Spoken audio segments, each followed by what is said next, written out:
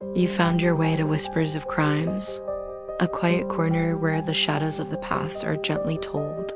Here, we speak of real crimes and mysteries, not to shock or scare, but to wonder, to reflect, and maybe to help you fall asleep.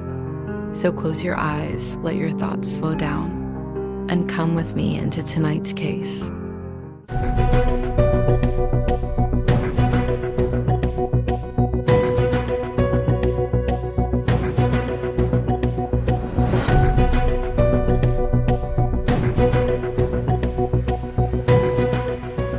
Evil doesn't always look like a monster. Sometimes it smiles at you, sometimes it shakes your hand, and sometimes it asks you for help. Today, we explore the life, crimes, and legacy of Ted Bundy, a man whose charm masked one of the darkest souls in American history. This is his story. Chapter 1. The early life of Ted Bundy. Ted Bundy's beginnings were anything but ordinary. Born on November 24th, 1946, in a home for unwed mothers in Burlington, Vermont, he entered the world under a cloud of secrecy. His mother, Eleanor Louise Cowell, was pressured by family and society to hide the shame of illegitimacy. Ted was raised believing his grandparents were his parents and that his mother was his sister. It wasn't until years later that Ted uncovered the truth. A revelation that some experts argue fractured his developing sense of identity. The Bundy family eventually moved to Tacoma, Washington, where Ted's life appeared relatively stable. As a boy, Bundy was shy but intelligent. He showed early signs of troubling behavior, a fascination with knives, secretive tendencies, and difficulty forming genuine emotional bonds. In high school, he was seen as a loner, but he masked his insecurities well. Ted became obsessed with status and appearances, a pattern that would continue into adulthood. He longed for power, recognition, and control, traits that, when twisted by rage and rejection, would manifest in terrifying ways. Ted later attended the University of Washington, studying psychology, and became involved with a young woman from a wealthy background.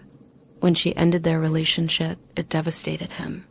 Many believe this rejection fueled his hatred toward women who resembled her, white, brunette, and parted their hair in the middle. Bundy's preferred victim profile. Chapter 2. The emergence of a predator. In early 1974, young women began disappearing around the Pacific Northwest. Linda Ann Haley, a talented and beautiful University of Washington student, vanished from her apartment without a trace. Her neatly made bed was stained with blood. Her disappearance marked the beginning of Bundy's public reign of terror. Bundy developed a chillingly effective method. He would feign injury, using a sling, crutches, or a fake cast to appear vulnerable. He often asked his victims for help loading items into his tan Volkswagen Beetle. Once close enough, he would incapacitate them and whisk them away. Throughout 1974, Bundy's appetite for violence escalated. In a span of just a few months, more women disappeared from Washington, Oregon, and nearby states. Despite witness sightings of a man named Ted and his distinctive car, Bundy stayed one step ahead of authorities. He changed locations frequently, adapting his methods and minimizing risk.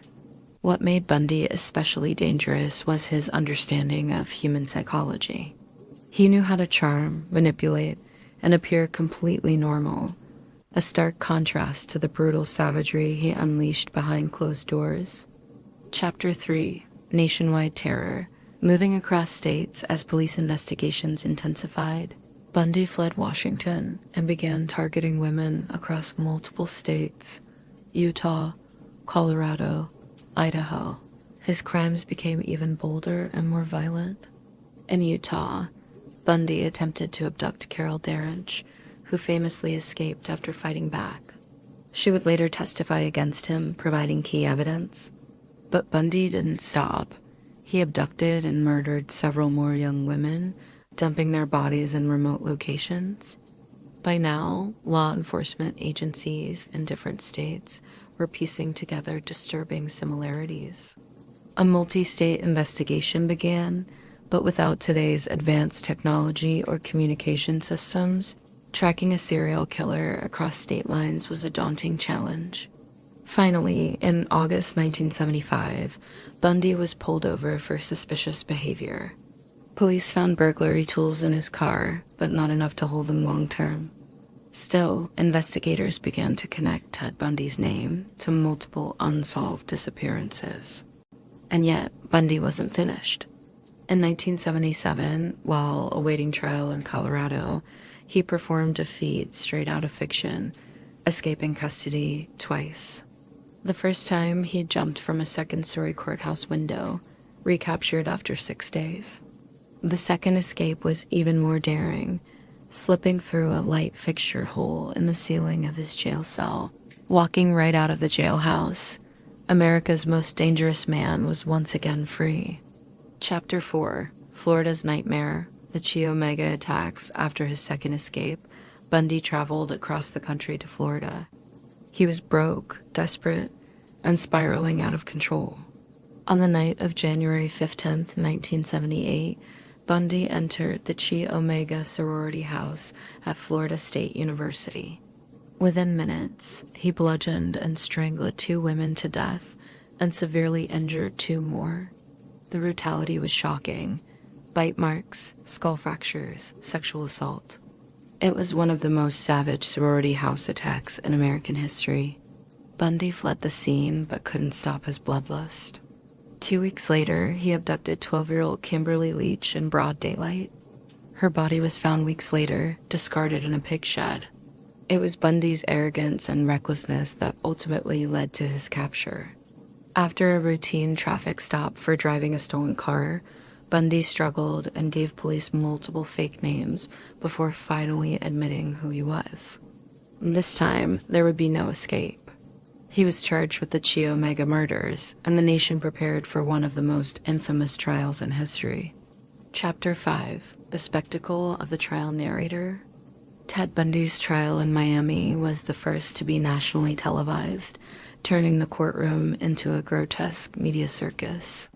Bundy, ever the narcissist, chose to represent himself, giving him direct access to evidence, cross-examining witnesses, and trying to charm the jury. He proposed marriage to a former co-worker, Carol Ann Boone, in open court, exploiting an obscure Florida law that made the proposal legally binding when made before a judge. Meanwhile, the evidence mounted: eyewitness testimonies, physical evidence, and crucially, forensic odontologists matching Bundy's bite marks to wounds on one of his victims. In July 1979, the jury deliberated for less than 7 hours before finding Ted Bundy guilty on all counts. He was sentenced to death by electric chair, not once, but 3 times over multiple trials. Yet, Bundy's story wasn't over. On death row, he played cat-and-mouse games with investigators and journalists, confessing to more murders in a desperate bid to delay his execution.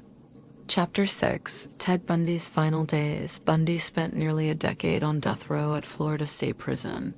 During this time, he gave a series of interviews, speaking with psychologists, law enforcement officials, and true crime authors like Ann Rule.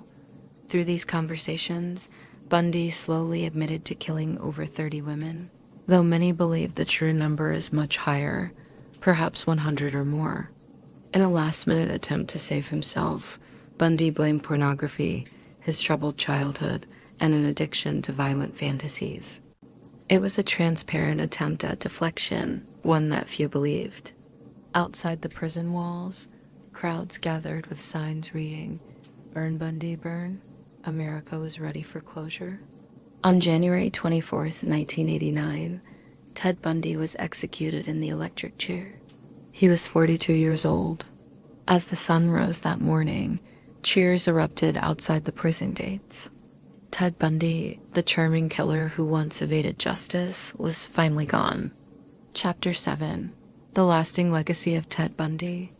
Today, Ted Bundy remains an infamous figure in American criminal history, a symbol of how deception and evil can coexist beneath a handsome facade. His crimes influenced the way law enforcement profiles serial killers. His trials changed how courts handle high-profile defendants. His ability to manipulate public opinion and even win admirers while on trial exposed a darker fascination society has with evil. Bundy's story also forced America to confront uncomfortable truths. That monsters don't always look like monsters. They can blend in, befriend you, even charm you. True crime documentaries, books, films, and podcasts continue to revisit his life and crimes. Not out of admiration, but as a cautionary tale. A reminder, trust is precious and vigilance is necessary. Ted Bundy's legacy isn't just about death and destruction. It's about recognizing the masks people wear and never forgetting what could be lurking behind a smile. That's all for tonight's story. Another thread in the web of true crime, quietly unraveling as the night goes on. If you're still with me, thanks for listening. And if sleep has already taken you, may your dreams be peaceful and your mind at ease. I'll be here next time by the fire with another story waiting to be told. Good night, and don't forget to lock your doors.